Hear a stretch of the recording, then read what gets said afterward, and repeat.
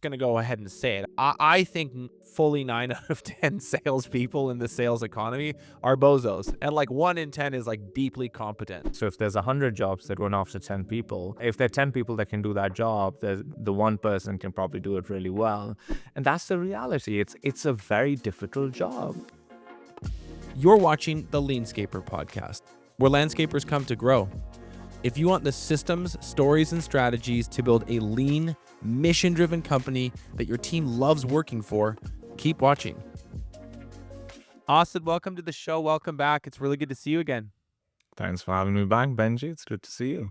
So, I'm not really big on credentials or being long-winded intros, but I do think it's worth you mentioning a little bit about like your work and career and what you spend a lot of time focused on, because today we're going to talk about the elusive first sales hire conversation, and this is something that you have a very broad and aggregated perspective on. So just maybe share with the audience what you've been up to for the last 10 or 15 years. And I think it's a great place to start. I heard a podcast recently where the host said that he's found a correlation between the length of how long a person takes to introduce themselves and how unimpressive they really are in that episode. So I'll try to keep it short and sweet. Um, I run a company called Sales Talent Agency. This is an 18-year-old organization based out of Canada that focuses on the entire North American market. And we're basically a group of craftspeople. Our craft is helping companies build out their sales as well as other revenue generating teams. So over the last 18 years, we've done this for 1,500 companies of all sizes and stages in all sorts of industries, ranging from technology to CPG and everything in between. And companies that are hiring their first, their 100th, and in some cases, their 1,000th salesperson. So we've had a lot of experience doing this. One of the things we think about is what of all the people we place, if you put their salaries together, what are the total amount of salaries we've facilitated? And that's about $1 billion. So lots of repetitions at this, something we care about and are passionate about and think about a lot, and are excited to hopefully help your listeners grapple with what is a really difficult problem, which is hiring your first salesperson. And why is it so difficult? Because I look at it this way. It's like, I run this small but growing landscaping company. I hire my first few technicians, people in the field. I might hire an administrator. And it's not to say that those are perfect and they nail it every time, but for the most part, those are much easier placements. And then sales is always the last proverbial hat that the entrepreneur takes off and gives to someone else.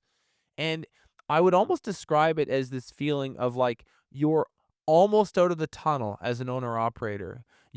You've handed off a whole bunch of responsibilities, built a bit of an org chart around you, and now you have this last one to do. And what I've seen time and time and time again are a bunch of false starts where they hire one person and it turns out they're a ding dong. They hire a second person, it turns out they don't have the onboarding set up. They hire a third person, the comp plan's wrong. And people can get stuck on this hamster wheel, this cycle that extends months, sometimes years, where it's like they're so close to being out of all the core function of their business, and this last one keeps them stuck. So, what I say that to just set you up. What have you observed about this first salesperson hire that makes it such an obstacle? I think sales people are very unique because there are a lot of functions in every business where the person you hire can learn how to do that thing academically. If you're a technician, you can go to school, you can learn how to be that sort of technician, and you come out with a skill set that is pretty relevant, and you can deploy it. Sales is one of these things where there's a lot to learn to become a good salesperson, but there's also this level of natural talent that they need to have to be able to be good at this job. Um, if you take 10 people and make them read the same things and go through the same sales training and give them the same pep talk and give them the same comp plan, there'll be a wide distribution in terms of performance. And that distribution is because of that talent component being so important in sales. Um, and those are characteristics that I think to some extent you're born with and are nurtured, especially in the early part of your life. And that is a requirement for you to be able to do this job. The other part of this job that I think is interesting is that most salespeople do not make all of their money um, through their base salary. There is a commission structure that is a pretty significant portion of a salesperson's compensation. In most cases, is about 50% of their compensation. I was in landscaping when I was in university. I was selling lawn aeration door to door, Mm. which is you poke holes in people's lawns to let out the compressed air. And later, I ran a small company doing the same thing. And so we would do this by selling door to door. And that was 100% commissions, right, when I was doing that. But in most cases, there's a salary there. There's at least half your compensation is salary, meaning that half of your compensation is based on selling something that somebody else has developed. If it's a product, somebody else has made the product. If it's a service, somebody else has conceptualized the service. Maybe somebody else has to deliver the service, and you're going to create security and stability for yourself and your family by being the one that sells it.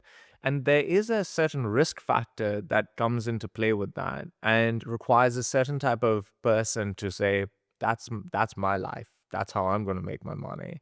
And I think what that means is that there are very few people that can actually do this, that have the talents to be able to do it, that can do something with the training that you might provide them and are willing to live their life by creating security for themselves in a role that has a lot of risk associated with it. Now, the reason they take that risk is because there's also a lot of upside, right? Like if you're a good salesperson in the right company, you can make more money than a lot of the executives in that company. That's always been true too. But it is a very hard job. And that's why hiring for it is really hard because everybody needs them. The demand is really high, but the supply of people that can be really, really good at this is actually quite low. And the last thing I'd mention is when it comes to demand and supply, a helpful thing to keep at the back of your mind when you are trying to hire these people is say, if there's 1,000 people trying to hire salespeople today, let's say in the landscaping space in Minnesota, um, and there are 1,000 salespeople that can do that job. Those 1,000 jobs are not targeting the 1,000 salespeople. They're targeting about 100 of those salespeople, the top 10%, because those are the people that can actually do the job. I think that And you've just clicked in on probably the most interesting piece to me that I'm glad that we sort of stumbled our way into this because I was going to ask you about it later. The supply and demand thing is super interesting. Do you think that owners who are making their first sales hire because they've not had exposure to salespeople, sales orgs, sales systems, this whole environment, this whole game, do you think that they perhaps naively believe that a salesperson is a salesperson is a salesperson? If they have some sales experience on their resume, there's going to be some sales competence showing up in reality a few months later when they're onboarded. When in reality, I'm just going to go ahead and say it. I'd love for you to challenge me on if you think these numbers are different.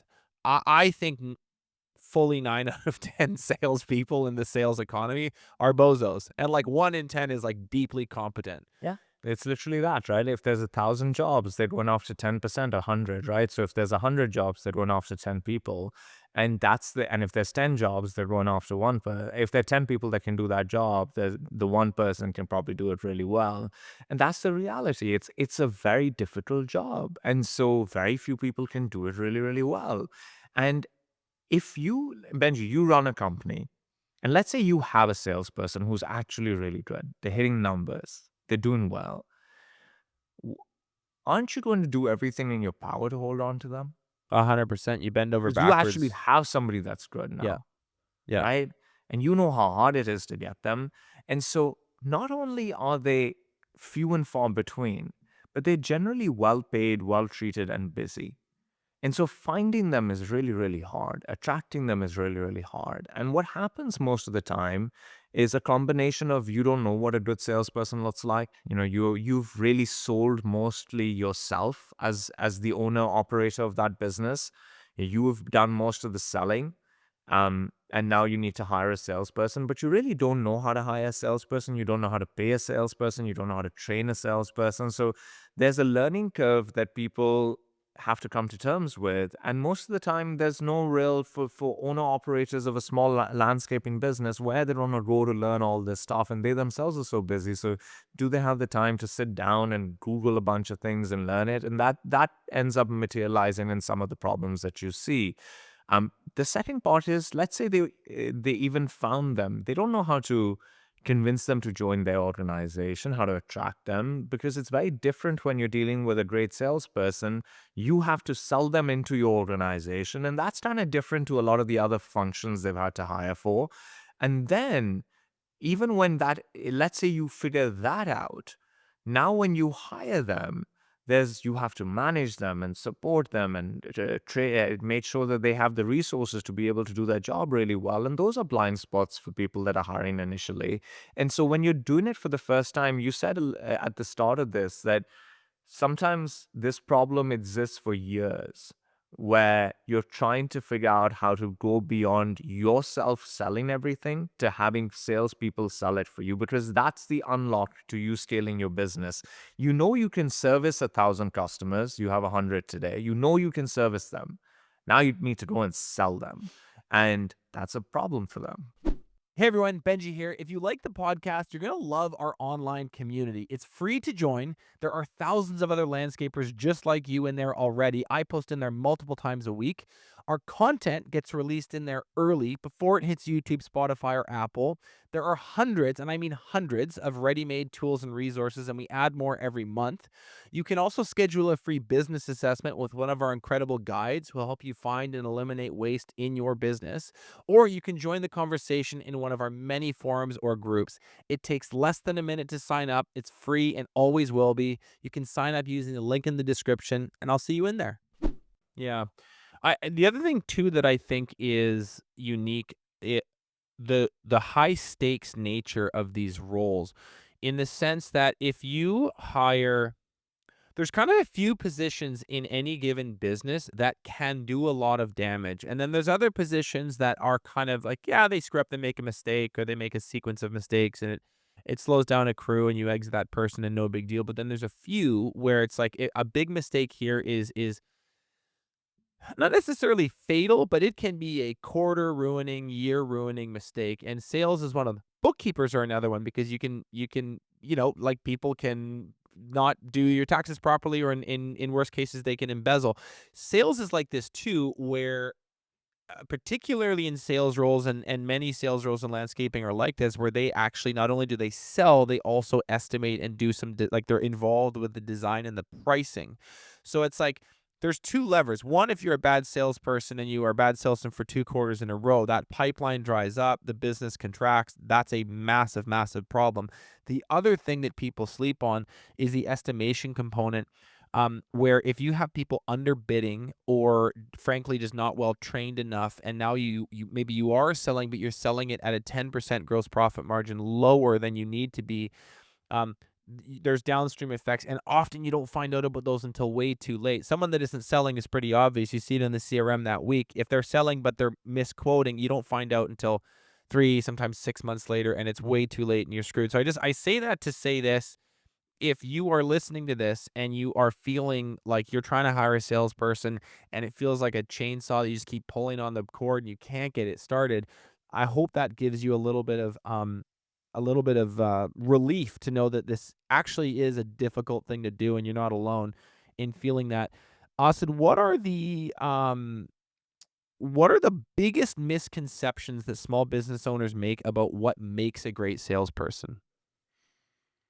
I think when you think of great salespeople, you reflect on the salespeople you have met in your life. And most of the people out there, the majority of your interaction with salespeople is a B2C interaction. It's Right. like you're going into a store and you're going to buy some clothes and there's a retail associate. Um, or you're going to buy some technology from Best Buy.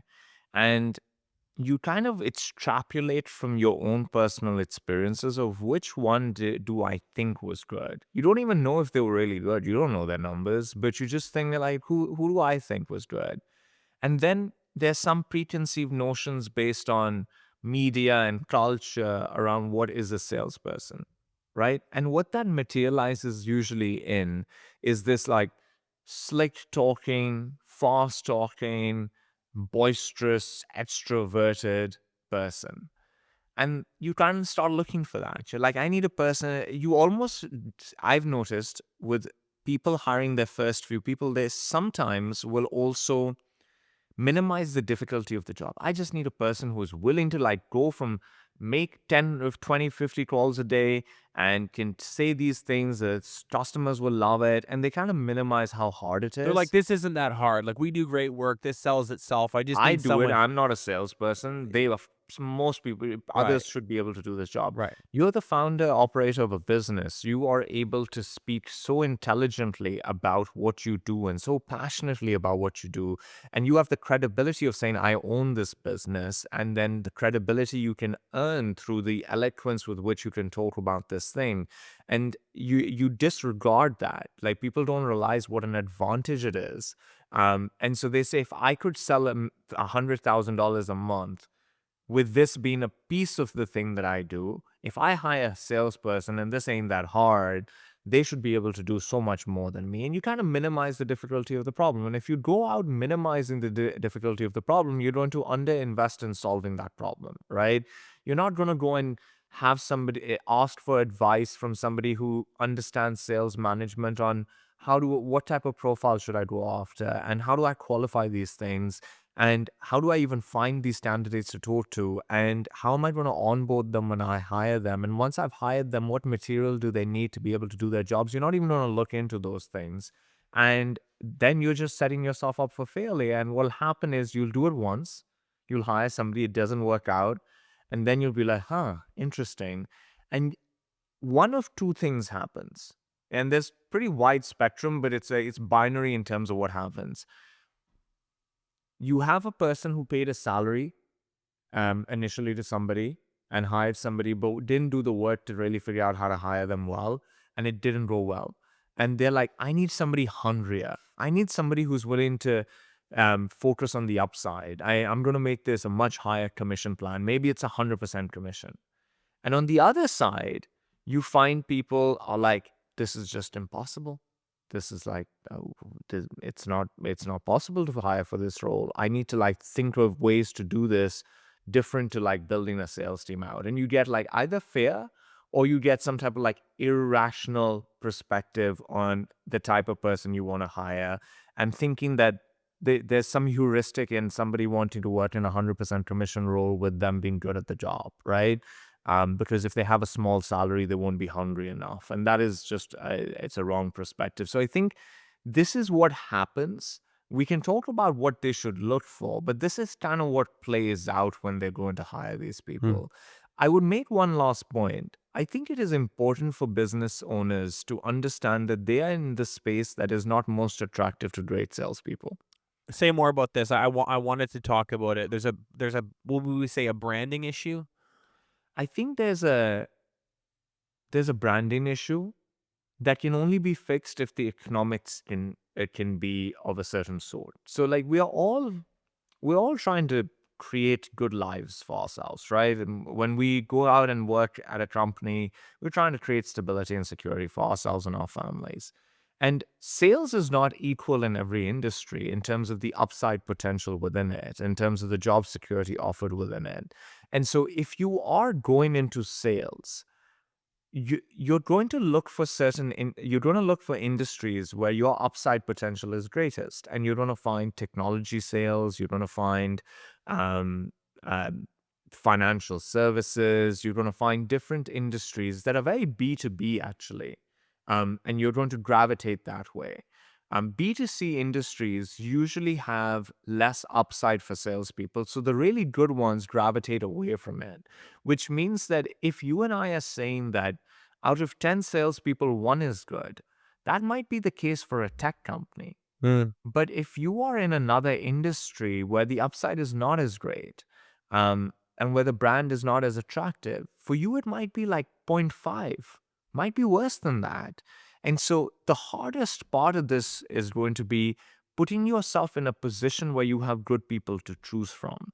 Because if you have good people to choose from and you still are developing your skills on how to assess them and how to manage them, how to, all of those things will kind of work themselves out over time, because the one way to do well is hire somebody who has great potential. And the one way to hire somebody who has great potential is to have a lot of great people to choose from. And that means investing a lot of time and energy in creating a talent pool for yourself. And what that doesn't mean is just post a job on a job board and see what happens, right? Which is what 99% of people, when they're hiring their first salesperson, do. They just post a job, they get a bunch of applicants, and that's how they think you do this. And that is actually the worst way to do it. So I want to get into this talent pool thing in a sec, but before we do, I think there's one more kind of foundation setting question, which is when founders hit this inflection point, and I think that's the right word for it, when it's clear to them they're no longer able to do all the sales themselves. And that's for two reasons. One, there's only so much one person can sell.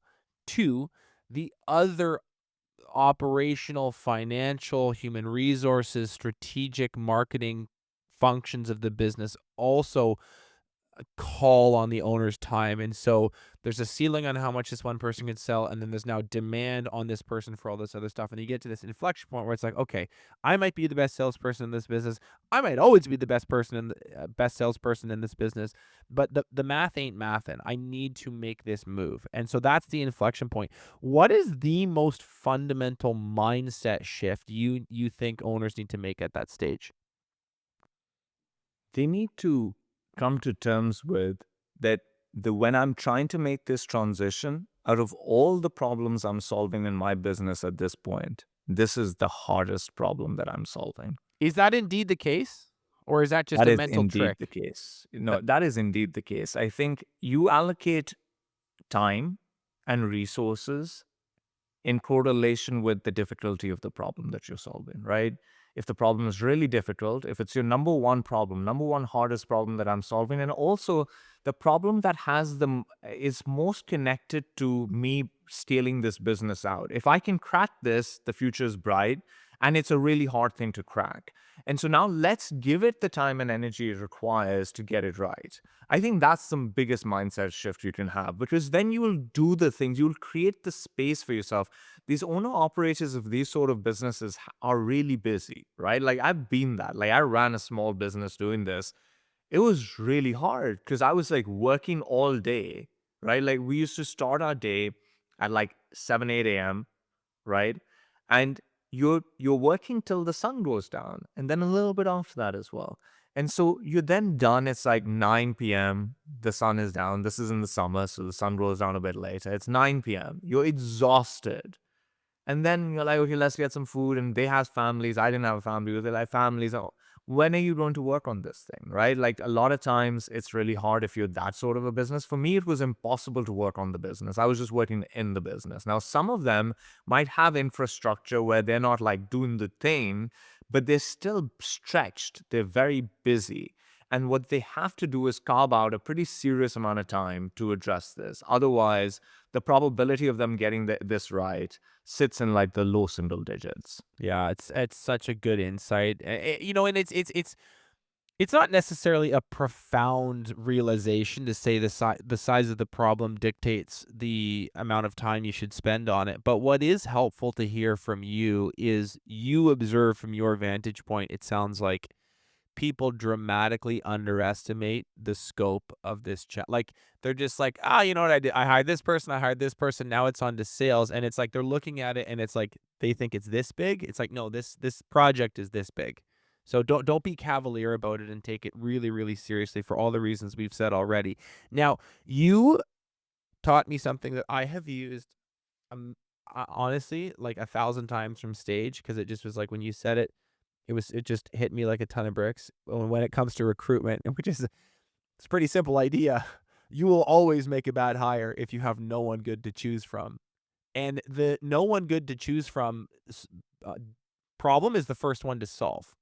We can get into interviewing tactics and onboarding and comp plans and metrics, but if we're looking at just like doing this in sequence, how practically speaking, I'm a small business owner. I do 2 million bucks a year. I can probably afford, I'm just guessing, I can probably afford to pay someone up to a buck 50 or maybe even a little bit higher if they're selling a lot of like high gross profit work and they're really really good. But this isn't, I'm not paying my sales guys half a million bucks a year. Like this is lower six figures, and that's what I can offer. What is the playbook for them to start to build up the good people to choose from in the first place? In other words, that talent pool to begin the rest of your interviewing and selection efforts. Should we assume for this that that million, 2 million in revenue that they're doing is pretty much them closing that business themselves? The owner doing all the sales? Yes, 100%. That's the yep, they might have, depending on their business, they may have a project manager that is able to do a few upsells or cross sells, Yeah. Yeah. but, like, that would be those are pennies on the dollar. I think this person, you can look at them, assume that they're absolutely the main driver of all new revenue. So my thinking on this keeps evolving. And where I am right now with it is the way to think about this is start with the smallest sales problem you can solve, the easiest one you can solve. And the easiest sales problem you can solve when you're trying to get out of this situation of I'm kind of closing almost everything, maybe the project manager is doing some upsell, but I'm like the brunt of this is on Yep. my back. The pressure is too much, the workload's too much. I know we can do 10 million because I know we can service 10 million. Isn't that like the most interesting conundrum? I can do $10 million worth of work. I just don't have it, but I know it's out there. Yep. Okay, I need to go get this. So the first thing I would do is find a person who can help you generate more qualified leads that you have to close.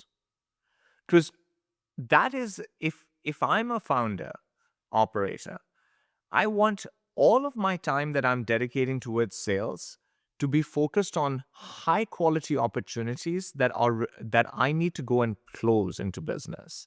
And I'm essentially looking for lead generation and lead qualification. That's like the first problem you need to solve in your business. Is like you need pipeline, right?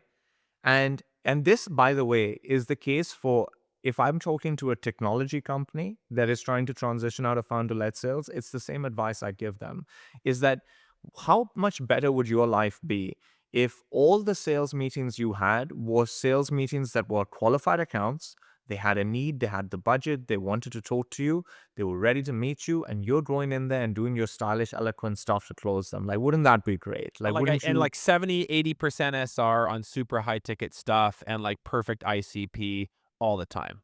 all the time?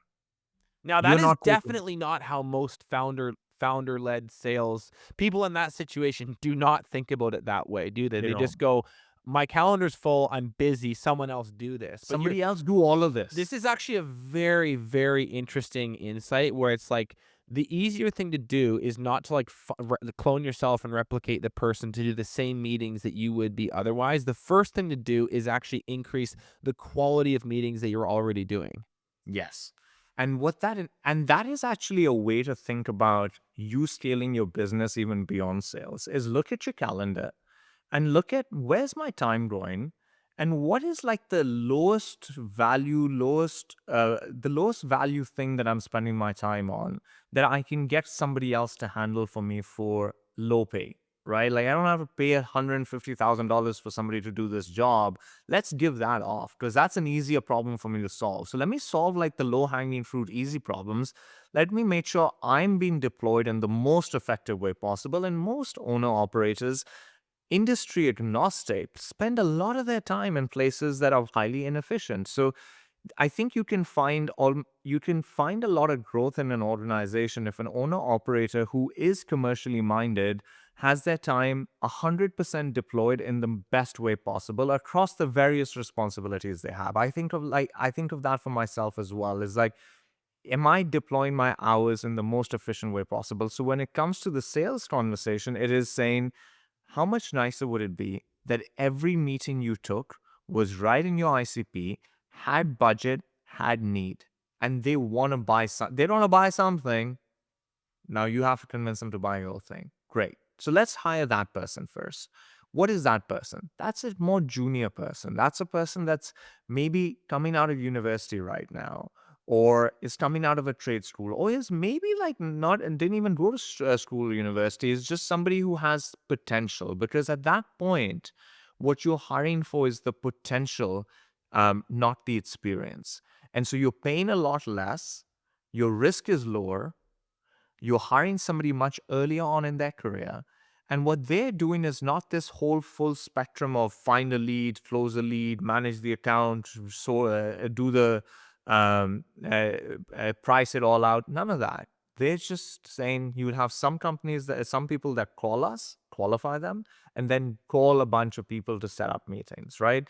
And so that job is a much narrower job, and it's much easier for somebody that is high potential to master a small piece of the puzzle than give them all of this, the entire thing to master. Because if you're trying to give everything off, then you need to hire somebody with talent and experience because it's more complicated. But because we've simplified the problem, you can forget the experience for now, you can focus on talent, and you can put them in this job where there's already going to be so many repetitions. When you're doing lead generation, it's a high repetition job. So you get so many repetitions in a quarter or two that you yourself start developing skills out. And what happens with this person? This person, as they're developing skills, can now start transitioning to more pieces of the puzzle. You can say, okay, you're a master at the lead gen stuff. How about the lowest ticket item? I teach you how to close it. And now you're not doing any of the low ticket items. Now this person's doing all the low ticket items. And you're only doing the highly qualified with budget and need deals that are higher ticket items. That makes a huge difference, right? That's a great unlock for a founder. Like for a founder operator to go within 3 quarters of hiring this person to only talking to high ticket items is a far better outcome than what you and I have seen happen most of the time is they hire a salesperson, doesn't work. They hire a second person, and you're 2 years in and you're nowhere further than where you were before. Your business hasn't moved, your job starts, you're doing all the hard stuff. In 3 quarters, you can be so far ahead. And so I would start there, and this gives you, as a founder operator, a little bit more understanding of how to think about sales management, how to think about the sales function. It frees up some of your time to go and talk to people who can help you around how to create a sales strategy for your company. And then you can say, now let me go out and maybe hire somebody with a little bit more experience. But you know what? Now you have, you know how we said earlier that to hire somebody good, you need good people to choose from. The good people that you want to choose, you know what's most attractive to them is that we can give you leads. Mm. You're a salesperson, I'll give you 50% of the leads. You just have to source your own pipeline 50% of the time. Now you have a competitive advantage against other companies that are trying to hire that person, right? Now you're attractive to that great person because you've solved the problem that's the most nauseating part of their job and is the riskiest part of their job. They have to come into your business and then create pipeline. And if I'm doing all of that, why don't I just create my own business? Whereas now it's like, hey, I'm giving you some stuff and then you bring your skill. And so it's a better, fairer deal for the more experienced person as well. So I think sequencing, we can click into any of this, but sequencing it this way is probably the most risk managed way of doing it. There's so much I can pick up on here. So you're basically making the case that when people get to this inflection point, um, consider for a second hiring what a tech company would call an SDR or a BDR or an inside salesperson, something akin to that kind of role. They're a little bit more junior. They're not quote unquote a closer, but what they're doing is they're working inside the sales system as a kind of a setter. They're probably working with marketing to help dial in some messaging or work on a few projects with them. They're probably working on the qualification process. They're probably setting up the appointments, and you use this person who is lower risk, lower pay, more junior to essentially increase the efficiency of your time first. This is very much in line. with Dan Martell's buy back your time principle, which I think, I mean, this is an older principle. He just did an amazing job speaking about it and branding it and writing a book about it, and I've read it multiple times for that reason. Um, this is very if you were to ask Dan Martell what the right thing to do, he would say what you just said. He would be like, "No, no, no, no, like, you stay the main driver as long as humanly possible, but let's make sure your motor." It's almost like a, let's make sure the motor is, like, plugged into the right transmission and getting as much leverage for its time as possible first, and then you can go hire the person to fully take your time. But what I like about what you said is the lower risk function. The other thing too that I said this on a conversation earlier this week with another guest, I can't remember who. Entrepreneurs dramatically underestimate how much they need to know, how much nuance they need to have, and how refined an understanding they need to have of a role or a function before they can hire it effectively. And the reason that is we're all told to be visionaries and delegate everything, and it all works so easily. And that's sort of true, but we miss half the picture, which is like, you actually need to know quite a bit about a sales system and a sales process and sales infrastructure and comp plans and setups and I say it qualification. like this to people. I say, I wouldn't hire you as a sales leader. You built a $3 million business. I wouldn't even consider you as a sales leader for a $3 million business. Right, right. Right? And it's like, because you have nothing that a sales leader should have for a $3 million business. You know that, right? Like, you're a good salesperson, and you have the advantage of saying, I own this business, and you can say all these things. Right, right. You have all of that, and you did this. Great. Kudos. You've built a good business. You're a good business person. You ain't a sales leader. And so keep that in mind, because right now what you're trying to do is what a sales leader does, is build a great sales machine. Well, that's my And point. Is there's sorry to cut you off, Austin. There's a learn along the way factor that I think is really important for people. And this is more broad than sales, guys. When you are looking at a decision to be made, particularly around personnel, I think a really useful heuristic, a really useful mental framework is, which of these situations is lower risk for sure, but which one allows me to learn along the way, shoulder to shoulder with this person, so that as they develop, I develop, and then together we get to a point where we can make a decision. It's like, hey, have you, person that I hired, grown enough that I could slot you into this closer role? No, maybe you haven't yet, but okay, well, maybe I've grown enough as a sales leader that I feel more confident than I would have 18 months ago in making this decision. And it exactly. creates a much more, um, it's an easier pathway to excellence than assuming that you're going to sort of middle of the bullseye on your Yeah. first try. Like, you know how I don't know North American sports that well, but I see these videos of basketball games where in between the, I don't know if you call them rounds or what you call them, Quarters. um the quarters, you get the somebody from the crowd to come in and take these half court shots, Yes. right? And it's like such a ridiculous thing to try and get right. And once in a million times somebody does, and it's really inspiring. But that's kind of what they're trying to do. It's really that. It's like you're trying to get a half court shot right, and you ain't a basketball player. And even they can't get it right all the time. And so you need to give yourself the space and time to develop some skills in this area. And so that's why we say just start by buying some time back for yourself, as Dan says. Give this part of the job that you're doing that somebody super junior can do, that's not very expensive to hire, that's not a very complicated job. So you can teach them and train them how to call and pitch your service and how to take calls and qualify leads. You can do that. We think you can do that part really well.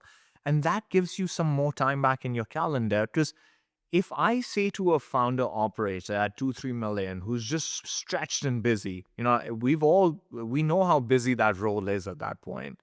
You say, hey, before you go solve this sales problem, go learn all these things. They're like, where am I going to? That's why I'm hiring the salesperson, so I get some time to do it. And like, well, now you're in a catch 22, because if you don't do this, you will hire badly. And if you hire badly, you're just going to stay stuck. But if you don't, so you need to be able to do this. This is a requirement. And if it's a requirement, you need to first buy some time to do it. Then once you do it, now, and you're in a better position, you're more attractive. Like, think of salespeople as sports. Let's use this sports analogy a bit more. If you're a great basketball player, you will not join a team where the coach is coaching a basketball team for the first time, right? This is the first time I'm ever coaching. and I'm a great athlete. I don't want to work under that person. I want to work under a person who's really good at coaching basketball players because I want to get good and I want to be supported and I want and so you as an owner operator need to be able to attract this person over, which requires more than just saying, now I've done it, now I want somebody else to do it. That seems very selfish, right? You're looking at it from your lens and you have to look at it from the other person's lens.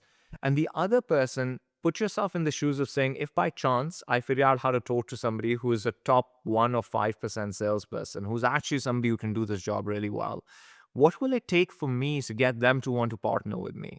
Because they're going to make my life 10,000 times easier. I'm literally saying solving this problem is the difference between me doing $2 and $10 million. And am I giving it that type of energy? If there's an $8 million delta that solving this problem gets me, have I invested in getting that 8 million? Have I really given it that energy and that attention?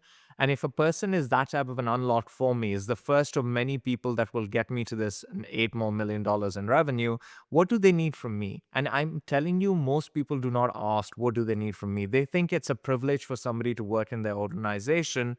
And to some extent, it is. But also, it's a privilege for you to be able to work with them. And you need to think about it from that lens. And 99% of people don't. That last comment is so well said. I think one of the biggest just mindset shifts for me over in my career is understanding that I am privileged and blessed to get to work with the people who happen to choose to work with me, and they could choose to work with someone else. When you're at a certain level of competence, the reality is everyone's in business for themselves, and you're lucky to get the opportunity to work with talented people because the economy is a huge place and there's a million other companies that would want them. But I want to that was an awesome tangent there. I want to come back to this idea of sort of talent pool. So let's just say and like let's be sort of role agnostic. Like I'm looking for a more junior person. Maybe I'm in a situation where I'm looking for a more senior person, something that's a bona fide account executive or someone that's out there actually closing on revenue on my behalf. I'm in the small business space. I'm in the blue collar economy. And you said this earlier, what not to do is just post one ad and kind of sit there and pray that your dream candidate shows up. What ought to smart, proactive, motivated business owner do to build up the roster, build up the choices, build up the pool to make some good choices out of? I think it's a really good question. And it's the answer is actually agnostic to role and seniority. So you can use this for a junior role, a senior role, a mid-level role, pretty much across every function. This way of thinking about talent pools, which is that there are three fundamental talent pools you can hire from. The first one is what we touched on, which is uh, people that are actively and aggressively looking for a job, that are frequenting job boards, and you're going to post a job there so that if the person is looking of the sort that you want, they see your job and they apply to it. Now, each pool will have a set of trade offs. So, what's the trade off here? The trade off is that we earlier said that if you have an amazing salesperson in your team, Benji, you're doing everything in your power to hold on to that person, right? You're paying them well, you're treating them well, you are doing anything and everything not to lose that salesperson. So, what that means is great salespeople are few and far between, and they're well paid, well treated, and busy. So, they don't frequent job boards all that much. They don't. But once in a while, they do. And because it's so easy to post a job, post it because you might get lucky. But relying on that pool is assuming that luck is a strategy. And luck isn't strategy, it's luck. Try to get lucky, but don't rely on it. So then you have to care about the other two talent pools. The other two talent pools are of the following sort. The first one is your network. And your network is your friends, your family, your employees and their friends and their families. And the smaller the company, the smaller the network, the bigger the company, the bigger the network. I believe that you can hire great people out of a network because you have an unfair advantage over other people, which is you might have more information about their talent and about them than the average person might have, right? Like every now and then we meet people that we're like, this person's got something. This university student who's my nephew, I think he can do this job. I've seen him. I've seen him talk to people. I've seen him socialize with our extended family, and he had the room laughing like he's got something. And so that's what can be really helpful is you have some type of an edge in terms of information on that individual, either yourself or through people that work in your organization, etc. So the second thing you want to do is I'm hiring somebody, and make sure that everybody that you can tell in your friends, family, and employee base and their friends and families, um, you're telling them. That is really, really important. Now, again, you can't rely on this because you're a small company and maybe something comes out of it, maybe not. But you do need to try to tap into this pool. The third talent pool are people that are out there that can do this job really, really well. They have no idea who you are. They're not actively looking for a job and they're not in your network, which means that somebody has to approach them. Somebody has to find them and reach out to them. This is what we call headhunting. Somebody has to identify them and somebody has to reach out to them and get them into the loop. This is at the place where you can optimize for quality the most because you can make it so that you're only reaching out to people that look really, really good, right? So if out of the three pools, this has the highest probability of you being able to make a great hire. The difficulty with this pool is that A, it requires a lot of heavy lifting to do this, right? It's much easier to post a job and check the applicants once in a while than it is to headhunt. I'm already so busy. I'm hiring a salesperson so that I'm not this busy. Now you're telling me to go do this, and I don't even have a salesperson. I'm doing all that. But now I need to do this. Like, what are you saying, Yeah. right? Like, that's hard. But this is a really important thing to do because if you get the sales hire wrong, you're screwed. And if this is the place where you can maximize the probability of success, then not giving it any attention is lunacy. It really is. You have to care about this talent pool. And this is where the other trade-off with this talent pool is that this is where the candidate has the most leverage. Yeah. And Because they're probably the most expensive. that is what it means. If they have more leverage, they can ask you for more things, right? They can, because you're reaching out to them, they're kind of happy and they're happy enough where they are. They'll only move if it's the right next step in their career and it's an exciting next step and it all lines up really well. And so if you play this out, the person that's applying to your job is actively looking for a job. And depending on how good they are and what type of market you're in, they might have some options, they might not, and you might be able to get them for a good price because of that. The middle pool, you're not able to pay them the way you can an active applicant, but you still have a little bit of leverage there. This is where you have the least. Mm. It's it's a really useful breakdown to look at these three areas. Have you going back to this kind of archetypal landscape business owner, let's say around 2 million bucks a year? Do you have a sense for which of these three buckets is statistically going to be the most fruitful, or is it just a total mixed bag and it really depends on seasonality and market and business, or is there one of these that maybe is like, hey, you should maybe look at this one more than the others? The third one is where you should spend most of your time and Is energy it? by Yeah. far, because it, you can easily see that probability of success is highest in the third pool because your ability to create a talent pool of great people to choose from is highest in the third pool, right? Is in the third bucket. And it's the simplest way to not screw this up is just if you have five people to choose from and four of them are good, you have a much higher shot at making a good choice than if you have five people to choose from and five of them are good. Um, that is, and so what would that look like? Is it hiring a recruiter? Is it hiring a talent agency? Is it doing it yourself, driving around to your competition and just sort of popping on the job site and saying, "Hey, come work for me"? Like, what does I that think actually it's a look like little in bit this of environment? everything. I think the Bit of first everything. thing is for the way I would do this, if I have a landscaping business today, the first thing I would do is I would say I'm at 2 million. I'm doing all these things. Let's go back to our earlier thing. I'm going to hand off this easier, simpler part of the job, Yeah. right?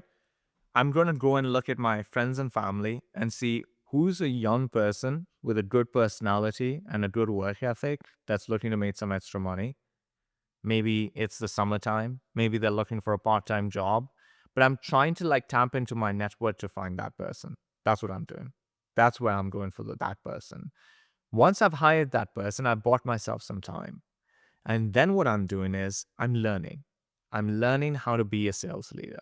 I'm reading, I'm listening, I'm talking to people, I'm developing my taste, intuition, judgment, expertise in this area.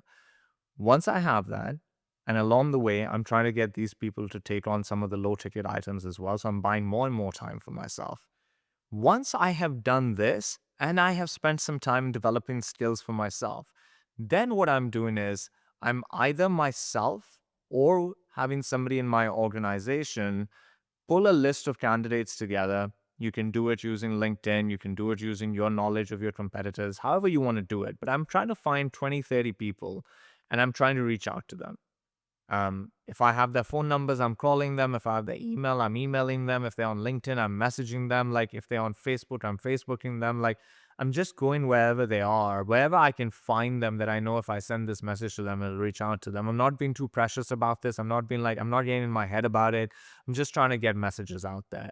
And I'm trying to do this internally because I think at 2 million, you might not want to spend a bunch of money on an agency, but we have a lot of clients at 2 million that do want to spend because it might cost 20,000 to hire that person, but you're hiring a more experienced person at this point. And so if you're paying them $150,000 total, let's say it's a 70, $80,000 base salary, it'll cost you about 15, 20,000 to work with an agency to hire that person. And you're willing, half the people would be willing to make that investment, Yep. in which in which case you don't have to do the heavy lifting.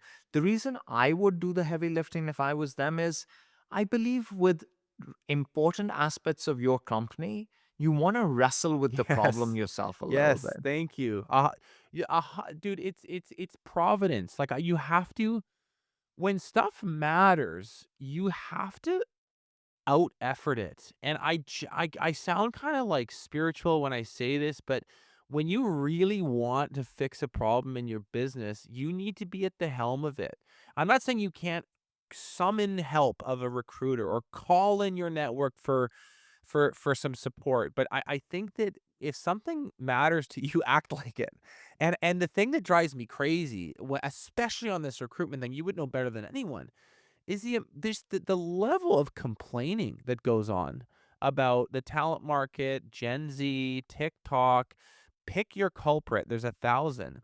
The level and volume and consistency of complaining that goes on does not line up with the actual effort level that these people are putting into It solving the never problem does. in the And first place. And I just go, "Shut the up, you guys. I'm so it tired of this conversation." and it's been happening for so long where elders will always look at a younger generation, be like, this younger generation is such. I can tell you something, which is really fascinating. And it's a story from the technology world, but I think it's an interesting tell, which is that a few years ago, there were these trends that were playing out called Barely There Mondays. And Barely There Monday was one, quiet quitting was the other trend, where you basically had youngsters who on social media were talking about not working hard in their jobs. Barely Yes. There Monday was basically, I don't want to work that hard on a Monday. I'm extended weekend by default.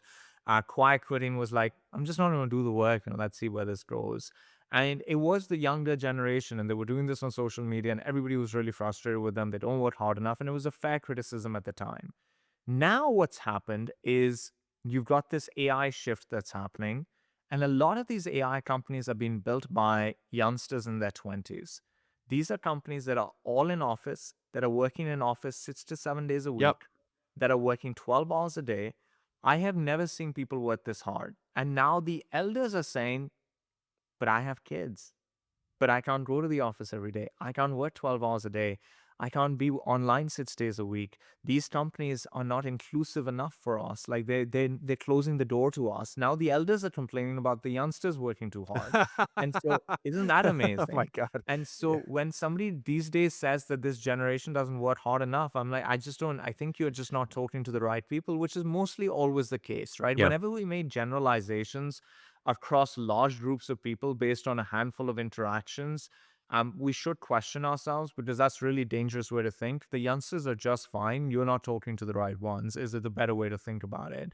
at the end of the day, if you want to become a $10 million business, and we're talking about services businesses here, right? Yeah. You have to master your service, which you've done at 2 million.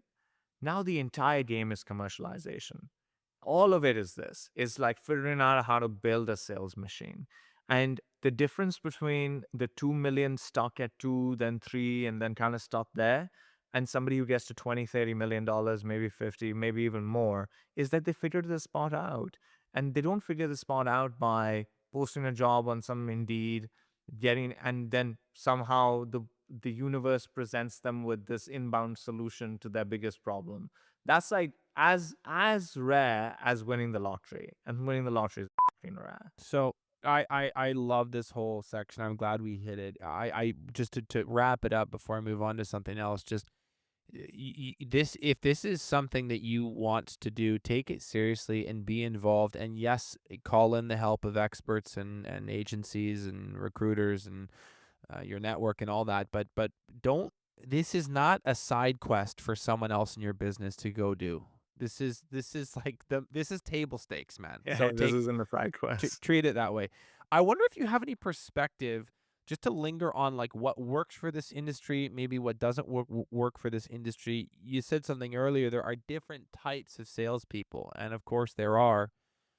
What kinds of profiles would you suspect tends to fail in their first year or two in an environment like this? And when I say an environment like this, I mean scrappier, more blue collar, it's in-home selling, it is you know, you're selling a service that is in many ways optional. You're not selling an HVAC system where their house kind of falls apart if they don't have it. You're selling what is discretionary spending.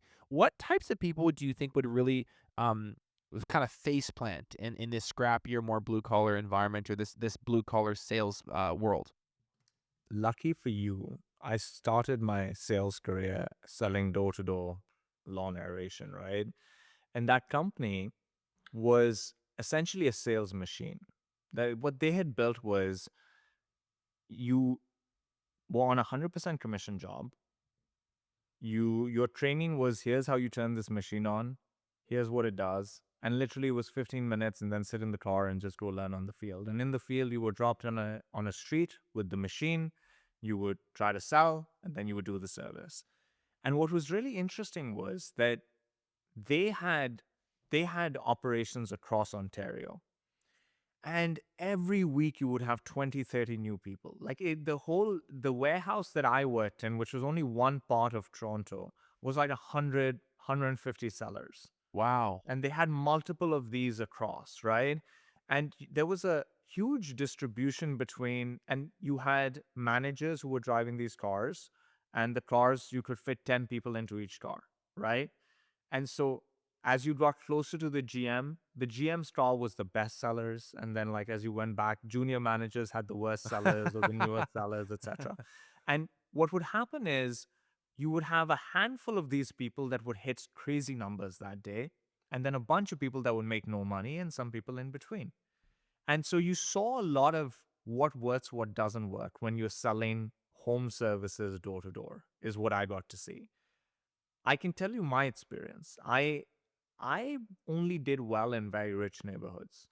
I On the second day of selling ever, and in this company, I broke every record that company had, because we were selling in mansions. And these mansions, they took us there because they thought all these houses have contracts already, so no one's going to buy anything. So these youngsters will get a lot of repetitions of being told no, and they'll develop a backbone.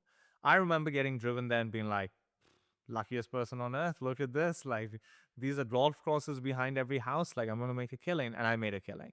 But the, the day after, they took me to Mississauga or Richmond Hill or something. And I shit that whole day. And that was Saga the trend of Saga my was a life. tough turf for you. It was fucking hard. It was like I didn't make any money that day. I made a very low amount of money. And so I noticed I'm only good when the income level is really high in a neighborhood. That's when I can sell really well. There were others who couldn't do well with the richer houses and could do well with a middle income house. And so one thing I've realized is it's not just the service, it is who is your ideal customer. because you need to match the type of person with that ideal customer. Somebody who's going to speak with a little bit more eloquence, who's going to be a little bit more, is going to turn off the middle income person or the blue collar neighborhood and is going to be attractive to the mansion. And somebody who can speak blue collar is going to be great for a blue collar buyer. So that actually is the big unlock in my mind, is match the personality to the personalities of the people that you're selling to. Over time you will develop skills. Like over time I realized, when you take me to Vaughan and I'm selling to like Italian construction people, I learned how to like change my body language and the way I spoke to be able to connect with them. And I did better than I used to do before, but I never did as well as I would do in really rich neighborhoods. And so that's, I think, one thing you want to keep in mind is, who are we selling to and what type of personality will do well with them. The other thing I would keep in mind is, this is kind of blue collar, right? And so you need somebody who's kind of excited about that. Like at that time, I was at the stage of my career where I was excited to kind of roll up my sleeves and get on the field, and it was a fun job, and I really enjoyed it. Um, you need people that are going to be excited about that, that are not going to look at that as a downgrade on their life. And so maybe they come from a family of blue collar workers. Maybe they have done some type of blue collar job in high school, and you can see that they're not going to look down on this job. This isn't a stepping stone to something else. This is something that this person can get excited about long term. And so, A, match it to the buyer, and B, make sure the person does is excited about what you're doing. um, and know that there are people that are excited about it, but there are also people that will not be excited about what you do. In my business, I help companies hire salespeople. There are people that love what we do, and once in a while we hire somebody who's like, I can't do this. This is not for me. And that's okay. That's life. Yeah, it's such an amazing. I think I was expecting you to say, well, it's like you want this profile, not that profile, but it's a much more nuanced point. The point about the ICP is, I think, worth repeating. Um, Key in on that buyer that you already sell to the best, that you already that loves your services, they give you referrals, they write you testimonials, and think about what it is about your sales game as the owner, as the founder-led salesperson. What do they what about you do they buy? And then sort of look for those traits in the next person. I think that that's a much more useful way to do it than a certain disc profile or a certain Myers-Briggs Way profile, better. Yeah, because yeah. it needs to be a custom fit. And I love that insight. Listen, I wanted to hit onboarding, comp, all this sort of stuff. Maybe we need to do a part two. I think we wrap it here for time. I'll give you. I'd love if you just maybe gave one last answer to a question, Asad, which is, if people do this right, when this is done well, and they find the person, and they nail it on the hire, and they nail it on the onboarding, what is pleasantly surprising about this new role? What have you noticed owners sort of, what's the sigh of relief, and what do they say? What do you think is kind of like unexpectedly pleasant about getting your first salesperson in place for the first time? I don't think it's unexpectedly pleasant, but you can see that there's this relief in their minds that their dreams are possible now. Because, like, whenever you become, and listen, we all have different levels of ambition, but I find that the bar keeps rising for entrepreneurs in terms of what they want to reach, right? So when you start your business, you're like, if I can do 1 million, wouldn't that be great? And then you Right. kind of get to 500,000, you're like, if I can do 2 million, it's the best thing ever. You get to like 1 million in revenue, you're like, if I can be like 5 million, like, whoa, what is this? And so I think you keep just raising the bar, and that's human nature, and that's fine, that's good. Um, and I think when you're at that like 1, 2 million mark, you start thinking about 10. You really, the 10 becomes the big number at that point. It will change when you get closer to 10, it'll become 50, but at 2, 1, 2, you start thinking of 10. And it's really exciting because at 10, it is a different life, right? Like it is a different life. The amount of profit you can generate and the life you can create for yourself is significantly different at 10 million than what you can do at 1 million or two. And so now you have this dream and this ambition, but you are really constrained in a way that you haven't been constrained so far. Up till about 1 million or two, you can kind of do it yourself. You can kind of steamroll your way through to 2 million. but you realize I can't do it alone. And that's a very vulnerable feeling for a founder operators. Shit, I can't do this alone. This number that I really want, I know we can do it because I know we can service it. Like I can hire the technicians, we can do this, but I can't do this myself. I can't steamroll my way through it. I need these salespeople. I need to figure this thing out. And the ones who figure it out hire the first one or two people and it's going decently, even not even like amazingly, even if it's going decently, you just see this like sigh of relief that I think not only is 10 now possible, I can get better at this. I can hire more of them. I can get better at hiring them. I can get better at training them. I can retain them. Maybe I can do 20. Mm. And so you see this sigh of relief and you see the bar getting even higher. And I think that's a beautiful thing. I'm a capitalist. I think people wanting to build great businesses and create jobs and prosperity is a beautiful thing.